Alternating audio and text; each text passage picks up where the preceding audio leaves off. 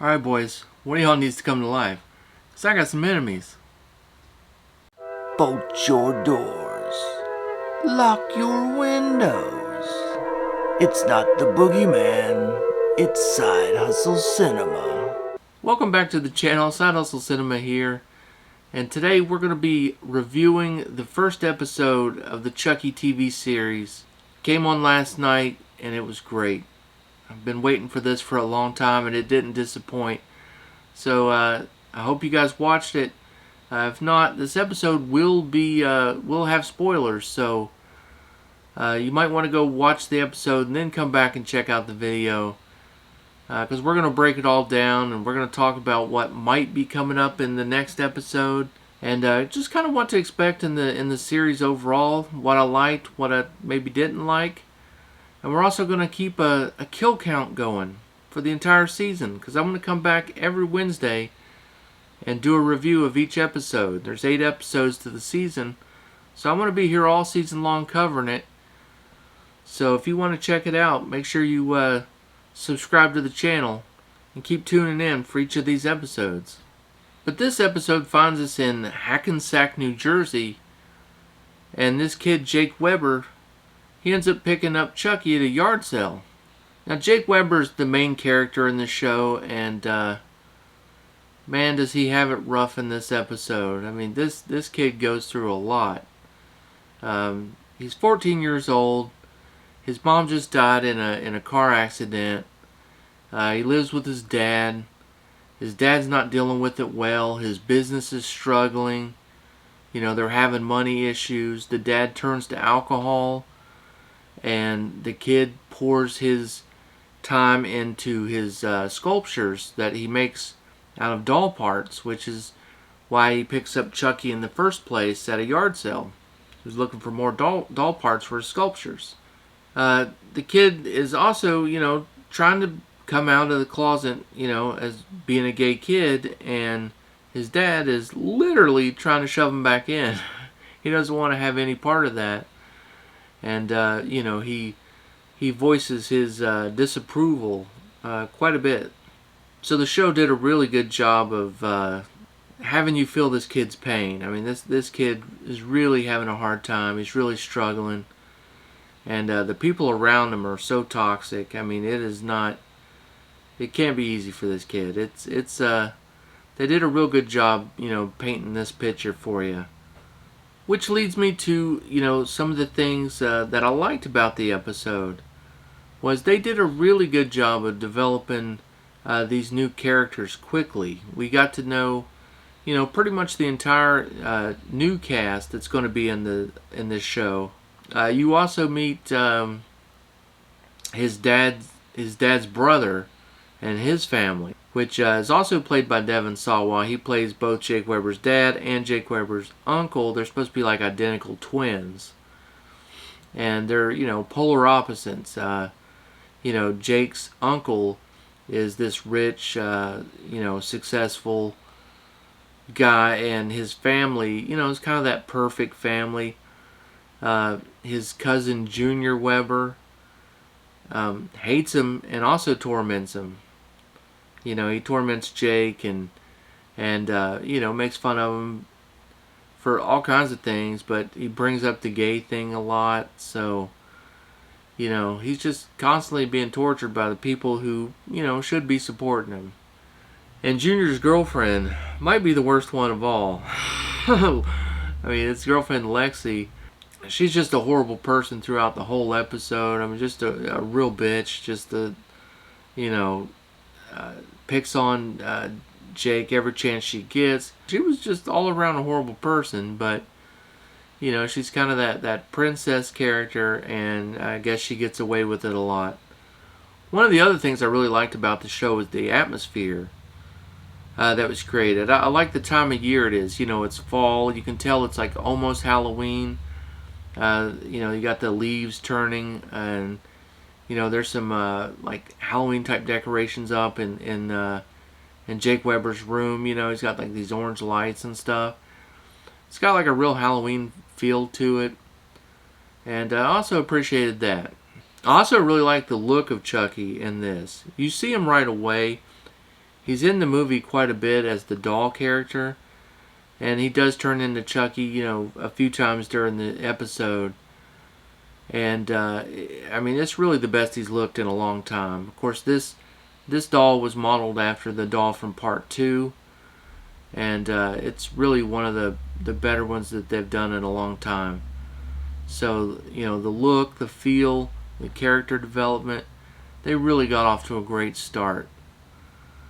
Now I'll talk about one of the things that kind of has me a little bit worried is at the beginning of the episode they do this shot where you're following like through the eyes of the person walking through there. You kind of assume maybe it's Chucky, and he goes up to a bedroom where this lady's sitting at a vanity, and it kind of reminds you of Halloween, you know, the beginning of Halloween where Michael is stalking his sister. And you don't know what that is really until the end of the show, and at the end of the show they reveal that is a young Charles Lee Ray back in 1965, and the lady that he was, you know, sneaking up on was his mom. Well, he doesn't hurt her, but this is just a foreshadowing that, you know, one of the things we knew about the series is that they were going to dive into Charles Lee Ray's backstory a little bit, and why he became the Lakeshore Strangler, and, you know, why he became Chucky, you know, and a serial killer. I wasn't looking forward to that part, and, you know, it does make me a little nervous because I don't think it was needed. You know, I think people like the Chucky character already. I don't think we need an explanation as to why he becomes who he is. I think we're just okay with him being a bad guy. You know, sometimes bad guys are just bad guys. The good news is that according to IMDb, you know, the child actor who plays the young Charles Lee Ray is only in 3 episodes, so hopefully that's correct, and this won't be like a long storyline that's going to continue throughout the series. Hopefully it'll work its way out. They'll tell what they need to tell, and we'll be done with it, hopefully. So one of the other characters in the show is this character Devin. He's a true crime sleuth. He has a podcast, you know, where he's big into like these weird things that happen in Hackensack, New Jersey, where they're from, and he knows all about Charles Lee Ray, and you know that's going to come up in later episodes. You can just kind of feel it. And he also has caught the eye of Jake Weber. That's you know, Jake's got like a little crush on him, and I thought they were going to be better friends than they are. It doesn't seem like they're that good of friends yet. But, you know, they were kind of laying the groundwork for maybe something to materialize as the series goes on. But you also learn that, you know, Devin and Junior are good friends. So, you know, this isn't going to go down easy, you know. There's going to be some rifts there for sure. One of the things that I didn't love about the series also is they really didn't tell you why, like Lexi and Junior dislike Jake so much. I mean, there's no real reason, no obvious reason why. I mean, I don't think it's just like because he's gay or anything. I don't think it's for those reasons. But you know, so maybe those reasons will be revealed in a later episode. But as of now, they didn't really answer that question. They didn't set that part up very well. So they had this big dinner party with the whole family that got together, and it was a disaster. You know, you see the Junior picking on him for being gay, picking on Jake for being gay, and the dad flips out. Instead of defending him, he just kind of, you know, doubles down on his denial of the whole situation.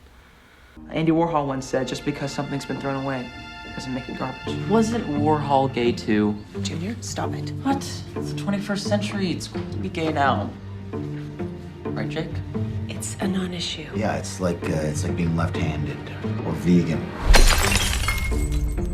Would you give it a rest? He's 13 years old. He doesn't know what he is. 14. And then this leads to him going on this, this big tirade later on that night, and he destroys Jake's sculpture with a baseball bat.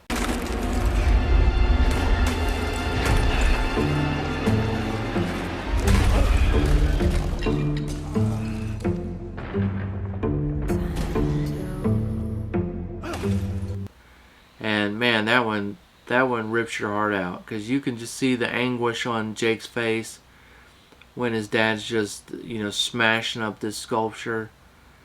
And oh man, it was brutal. It was just brutal. I actually do sculptures myself a little bit, and also like decorate like really elaborate cakes, wedding cakes, and these really nice, almost competition style cakes. And I couldn't imagine someone coming and just smashing it with a baseball bat. I mean, the time and the effort that you put into those types of projects, oh, that killed me. I mean, I felt for the kid. That was brutal. So Jake ends up finding out that his doll might be worth a lot of money. And so instead of using it in a sculpture or getting rid of it, he decides he wants to try to sell it. So in doing so, he ends up getting in touch with Andy Barkley, who's been running these ads online. And he's trying to fish out these Chucky dolls. Because as we know from the last movie, Charles Lee Ray has the ability to be able to possess as many dolls as he wants to. And right now he's actually possessed Nika, the character Nika. And, she's been sending out all these dolls to different people. We see the one that comes to Andy Barkley at the end of the last movie. And he shoots it with a shotgun. So, Andy's trying to track down all these dolls. And so we get that call between Andy and Jake. Hello? Yeah, I'm calling about the doll. That was fast. What condition is he in? He's good. Really good. Mint, actually. Is he there with you now? No, he's sort of in storage. Is his name Chucky? Yeah, as a matter of fact, it is. How'd you know? Listen to me carefully. I know this is gonna sound strange, but has anything weird happened lately? I mean with Chucky. Oh, this conversation's been pretty weird. Be very careful with that doll. Do you understand? What? Have you checked his batteries? What are you talking about? Wait, hold on a second. Hello? Somebody there? Hello? It was interesting that Andy, had to get off the phone very, abruptly at the end. It kind of makes you wonder what's going on there. And maybe we'll get the answer to that in the future.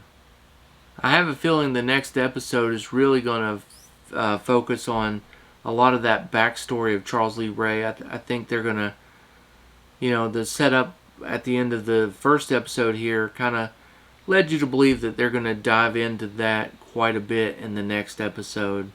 One of the best parts of the episode for me was the talent show.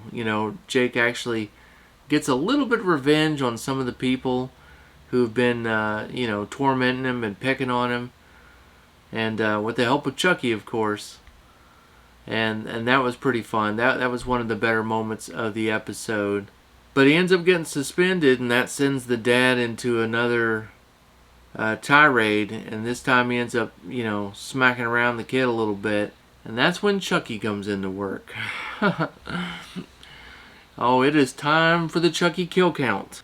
So first on the board is going to be Crispy Devansawa. Let's watch this one.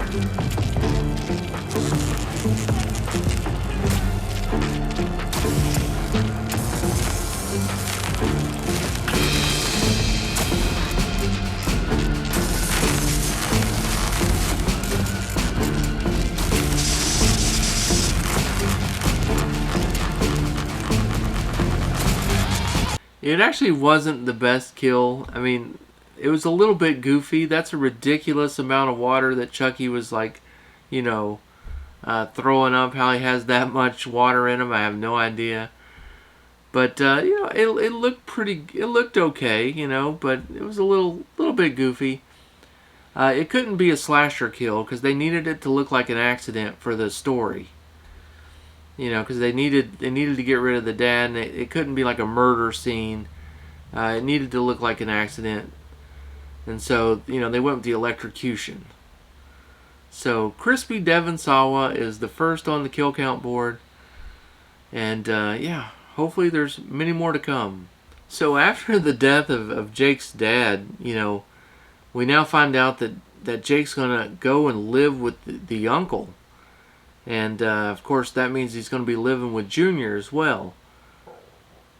And that doesn't, you know, that's going to not set well. So that's going to be a lot of drama there. And it was there in the bedroom, his new bedroom, which is huge, where he ends up confronting Chucky. And it kind of seems like maybe they make a pact. All right, I'm gonna make you.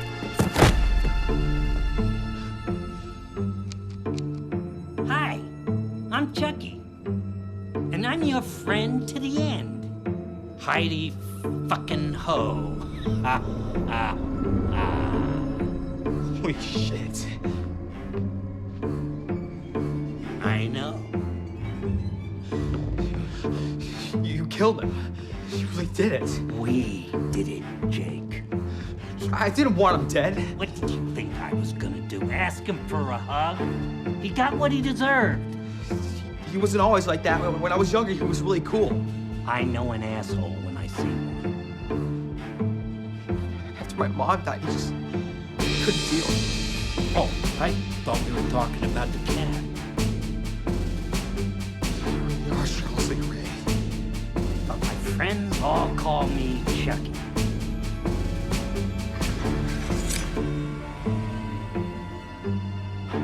Now, let's talk about that bitch, Lexi. So this leads me to, you know, this is interesting. I like this. I hope that this is the way it's going to go. You know, I want Jake to be total dark side and, you know, joining forces with Chucky to go and get revenge on a whole bunch of these kids that are doing him wrong. I think that would be a really cool angle.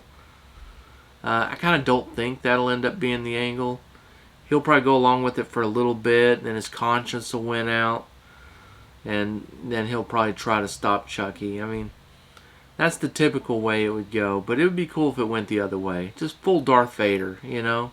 Go to the dark side. But we also get a second person on the kill count board. Binksy the cat.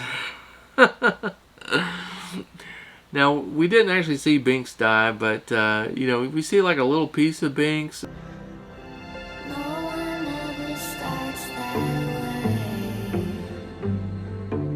but this is how villains are made.